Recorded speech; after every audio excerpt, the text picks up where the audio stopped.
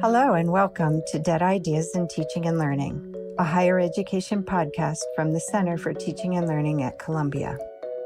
I'm Catherine Ross, the Center's Executive Director. As a quick reminder for our listeners, in this podcast series, we are exploring dead ideas in teaching and learning. In other words, ideas that are widely believed, though not true, and that drive many systems and behaviors in connection to teaching, exercising what Diane Pike called the tyranny of dead ideas. I'm speaking today with Drs. Viji Sathy and Kelly Hogan from UNC Chapel Hill. Dr. Kelly Hogan and Dr. Viji Sathy are both award-winning instructors with a combined 25-plus years in the classroom at the University of North Carolina. They're passionate about student success, equity, and inclusion in the classroom. They have expertise with inclusive techniques and active learning in any size crowd, online and face-to-face, because both teach courses routinely with hundreds of students. On their campus, they lead innovative classroom diversity administrative initiatives that benefit all students, faculty, and staff.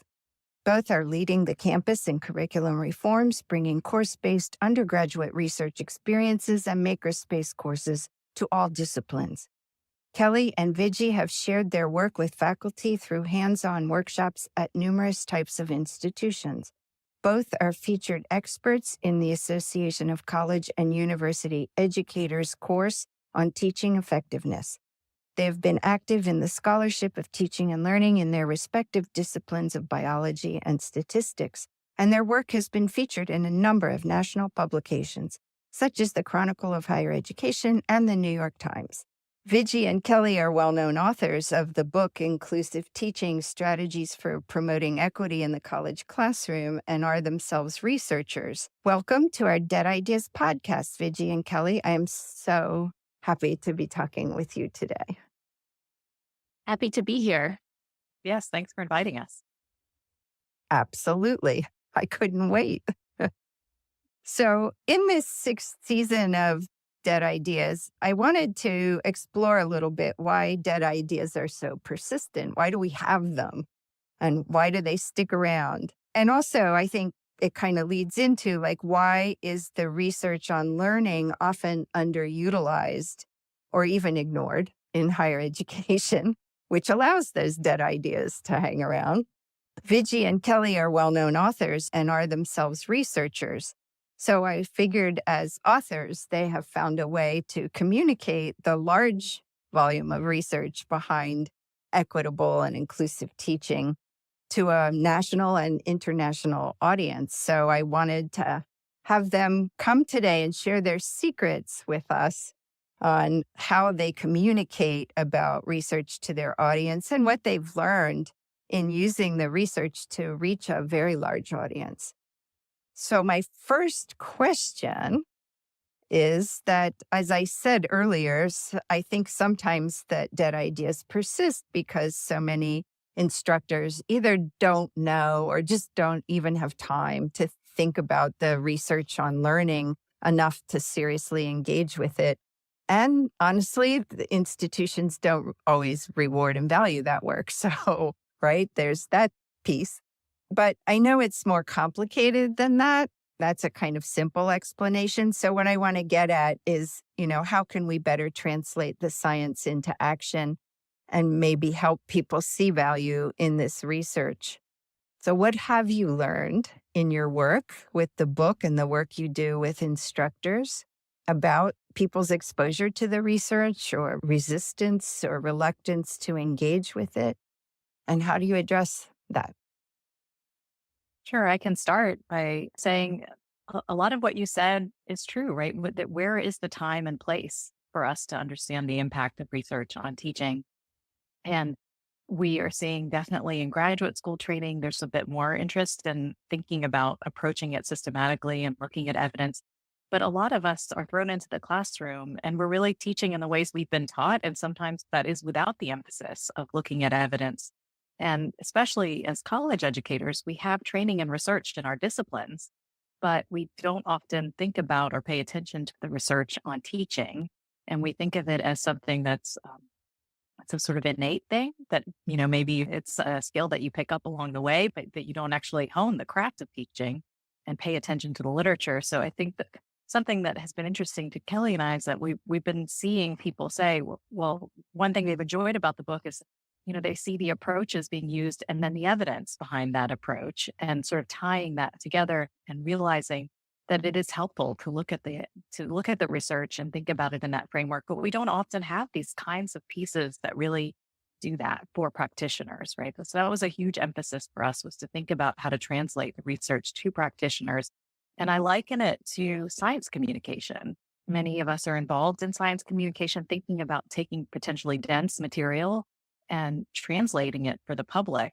And in some ways, as academics, we're not necessarily the public, but we do have a lot of different disciplinary approaches. And so we need to think about how to translate some of the more especially common pedagogical approaches across disciplines and make them accessible. The other challenge is that the research on teaching is diffuse.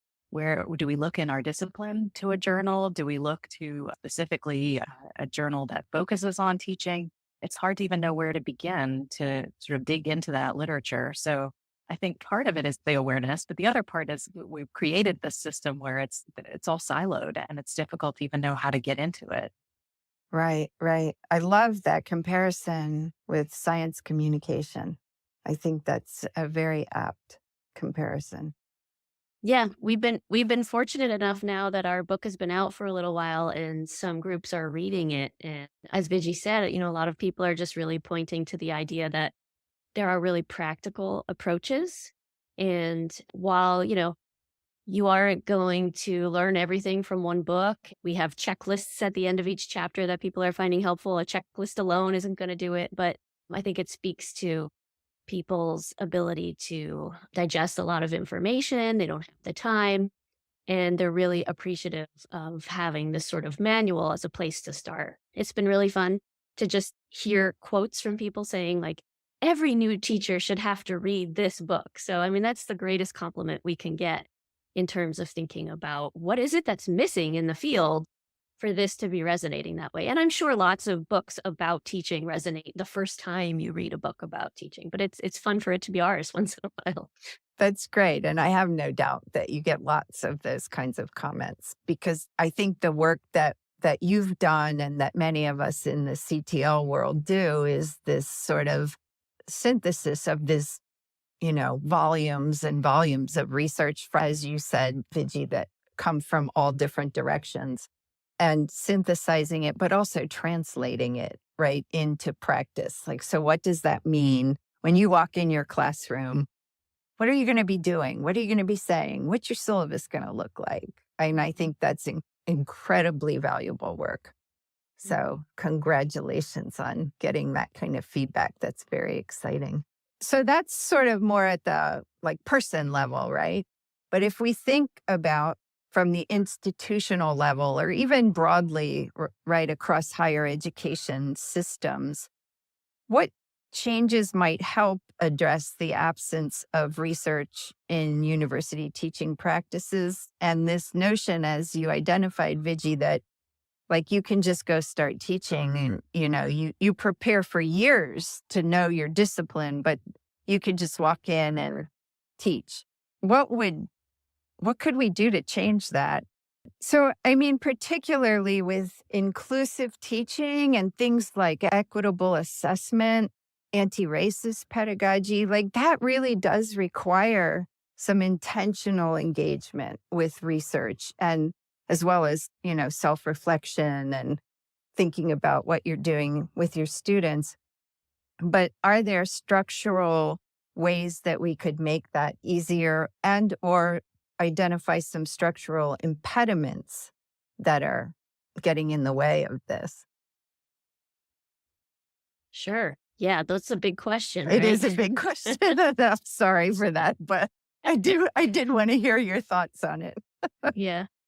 There was a great piece in Inside Higher Ed by Jody Green that gets at a little bit of this. I don't know if anybody's had a chance to read it yet, but it was really about this idea of institutions want to say that they're focusing on teaching. And even when faculty buy into the idea that they are charged with this student success piece, it still comes down to labor and, you know, where is the time to be able to do those things, to be able to improve what you're doing, right? And so, one of the ideas in the article, and I always say this when I work with new faculty, is like new faculty come in looking for structure and guidance, and we just throw them in as if they know what to do. And it's such a good time to provide mentorship, week-long institutes. They often don't have as much service and teaching when they first come in if they're at a research institution. So it's this really ripe time when new faculty are listening and really crave that kind of mentorship and structure. So I think a lot of universities really miss the boat on that. But the larger thing really comes down to who are our faculty and what are the incentives and rewards for doing what they do, right? And at a research institution, you've got your research tenure track faculty. And what we're seeing a lot more of now as well are teaching focused faculty, which come in a lot of different varieties and flavors, right?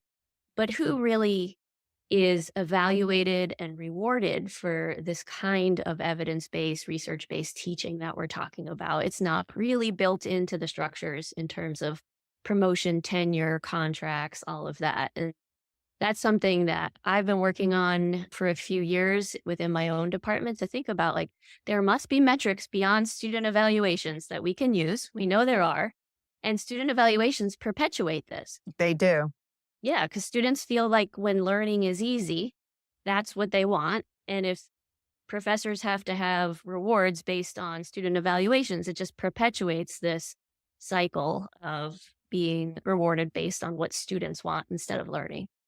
And not to mention the bias that shows up with women instructors, instructors of color, all kinds of ways. It's good to ask students, their perceptions and their experiences with the learning, but it's not good to put the entire weight on that and not do any other kind of evaluation. And most departments, frankly, couldn't even do like a effective peer evaluation because they've never articulated what good teaching looks like for that department, right?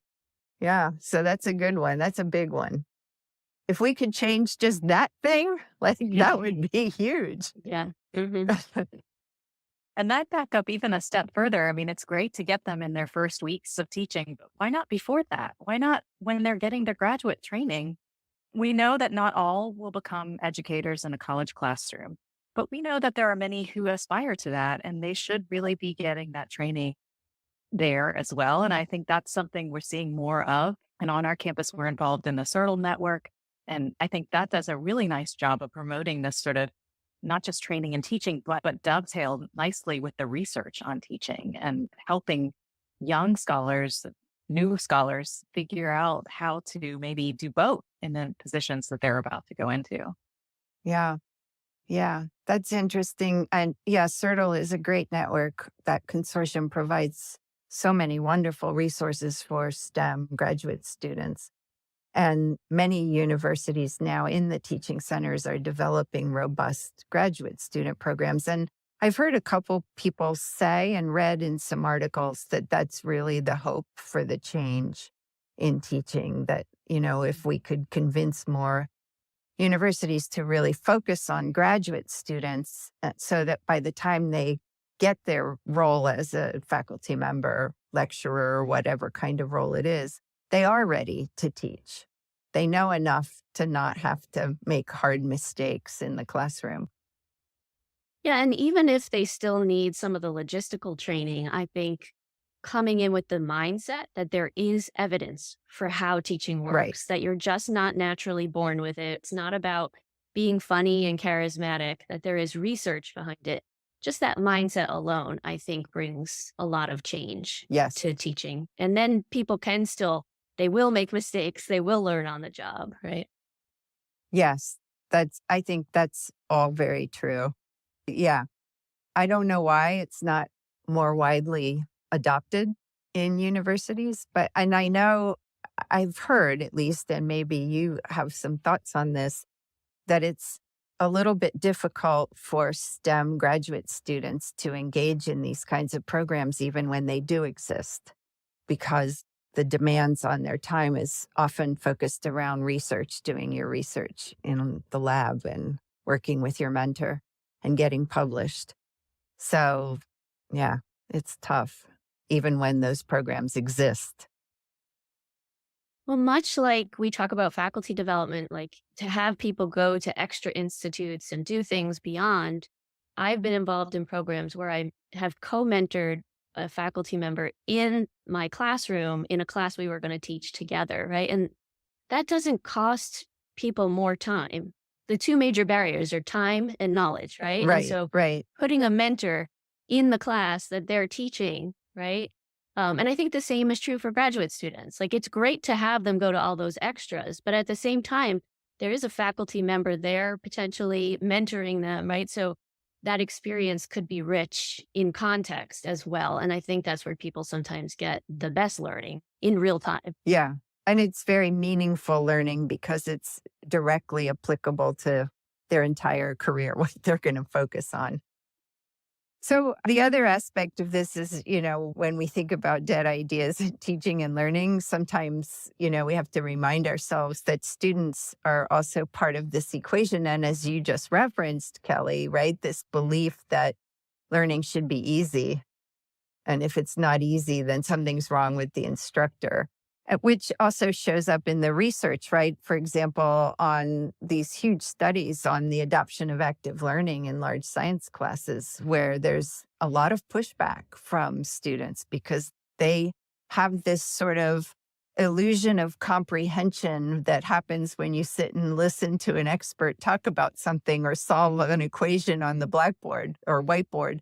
So they don't necessarily embrace active learning as something they like, right? And I'd say that even faculty have that illusion sometimes. Yes, very much so. Like my job is to just show them how to do it and then they'll get it. Yeah, yeah. So, yeah, what do we do about these sort of student dead ideas about learning? And that goes back again to those student evaluations, right? Because if they're not happy, even if you've explained to them, like, this is a research-based approach, it's going to help you learn more deeply, right? You're going to remember things longer. You're going to be able to synthesize information better. They still can go after you in those student evaluations. So how can instructors maybe help students let go of some of these dysfunctional learning strategies or even like neuromyths, right? Like the whole learning styles thing or, whatever they're convinced of. Yeah. How do we do that? Well, I can start us off by prefacing this comment by saying the institution has to have our backs, no matter, you know, whatever it is that we have to trust that especially if we're sincerely hoping to improve our courses and working on them and looking at the literature and maybe being mentored or looking at our teaching centers for help, that hopefully that we feel we're in a safe environment to make changes, to try things, to experiment without that risk of potentially not having a contract renewed or not getting promoted. And as you mentioned, it's important, especially for people of marginalized identity, faculty of marginalized identities, because, these techniques can land really differently with students depending on who is teaching and what kind of experience they feel that the person has. And we can't ignore those biases. They're human biases. They're not student biases. They're human biases can impact the kind of feedback we get. So we have to, like Kelly was saying earlier, we have to think about not just student evaluations of teaching, but other forms of evaluations of teaching. But if we were to focus on what an individual instructor might be able to do, knowing that their institution would support them in these changes, would be to think about, how can you bring more transparency to the approaches you're using? I know for both Kelly and I, our experiences in the classroom, I would present data to my students. I mean, it was a course where we talked about data. So it made sense for me to bring it up and say, I was doing it this way, and this is what the results look like. And I am doing it this way because these are what the results look like. And so, it's a little bit of a sales pitch in some ways, but at the same time, it is about educating our students. How would they know that sometimes the harder way is the better way? And some of our students know that because they've experienced it firsthand. They know that you know, it's not about just like having information dumped on you. that's how you learn. Like, we talk about this a lot. Like when you're teaching somebody how to drive, it's not about being told how to drive. You have to actually, you have to get behind the wheel, but you Right. would do it in a very scaffolded way. You wouldn't do it on a highway the first time, right? Like there's all these things that we recognize when we're teaching someone something, usually a skill, that there's a sort of an approach we might use that is a more gentle approach. And it's a way that recognizes that a novice might need the instructions broken down. And somehow we get in the classroom and we think that just because we've said it one time, that now it has been learned. Right. We forget that maybe we need to scaffold this assignment or this, how they're going to approach this reading. Yeah. Right. And that part of that is we do lose sight sometimes. We are experts in our area and we sometimes forget what it's like to learn it for the first time. So we have to remember that. But I think a big part of it is just having that comprehension about how learning works, communicating that to our students, and then doing it often and early, right? Early is important. It needs to happen on day one. They need to understand. And I would say even prior to day one, they need to understand the approaches you're using in your course. This is another, I guess a personal preference is I have stayed away from labeling my classrooms in a certain way. So when I essentially flipped my classroom, I never referred to it as a flipped classroom to my students. And I stand by that decision even now because I think that students experience classrooms that get labeled in a certain way and they automatically assume that they're going to be that way in your classroom. And so we don't want people to think about stereotyping a particular class because of the approaches we're using, right? So just talk about the approaches you're using and why you're using them. And really, I think, use a lot of opportunities to show students that they're experiencing success because of the approaches you're using. So reminding them that this is working, or they're maybe not cramming because they don't need to cram now if you're really practicing all along. Yeah, Viji referred to the idea of getting this message out early and often. And I think the often piece is something that well-intentioned instructors forget about.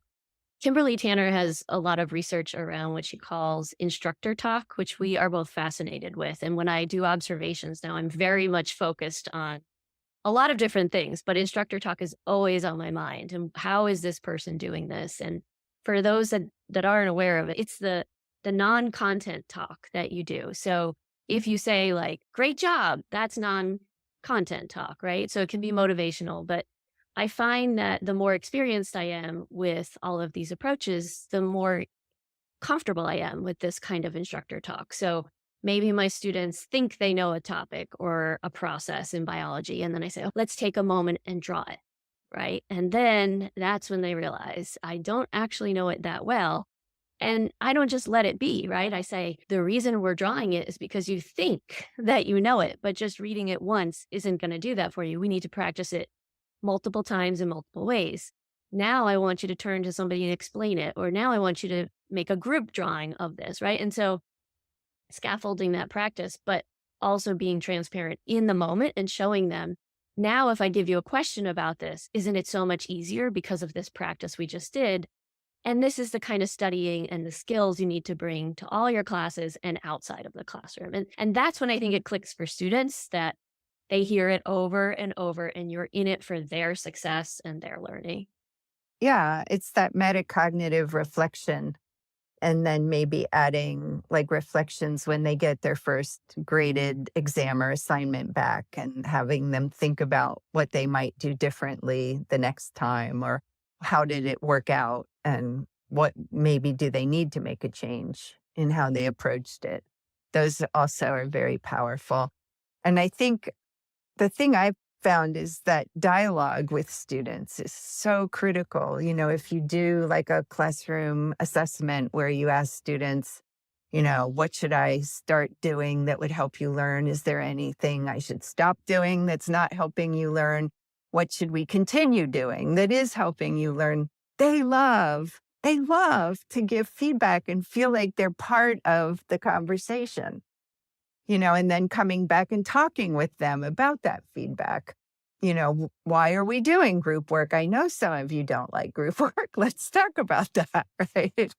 Just acknowledging it and giving them that voice, I think, is really helpful. I don't know if you've tried those things. You have very large classes, so it's probably hard to do. but it is that constant messaging and keeping a dialogue going throughout the entire semester. Yeah. And I think a lot of that too is our students have been trained to do school and to not really question the approaches and techniques that we use in a classroom. And so this is part of our way of saying, no, we can be better informed learners and educators by sort of unpacking this a little bit. And hopefully they can take these messages with them in other courses and see this. And we've been really focused on the instructor, right? What can the instructor do? But there are actually many things that the environment, the institution, the system can do to support an instructor in these messages too, right? So it should not be just falling on the instructor to dispel of these approaches. We should be really thinking about the ways in which we can support instructors in that kind of messaging. And, an example that we have on our campus is this year we launched our new general education curriculum. And one of the courses that's a required course in the curriculum is called a college thriving course. And Kelly and I have had a hand in sort of thinking about and planning this course. And we really wanted this to be a focus to think about, at least for a class session, what are the approaches they might expect to see during their time at Carolina in the classroom? And why are they seeing those approaches, those techniques? Like when an instructor says, turn to your neighbor and talk about this, what is that really about? And how can we get them to just understand as they start to be a better informed student, to think about these approaches and as you said, thinking about the thinking. Yeah, it's a lot of work. I know why some instructors don't do it, right? Because it takes time.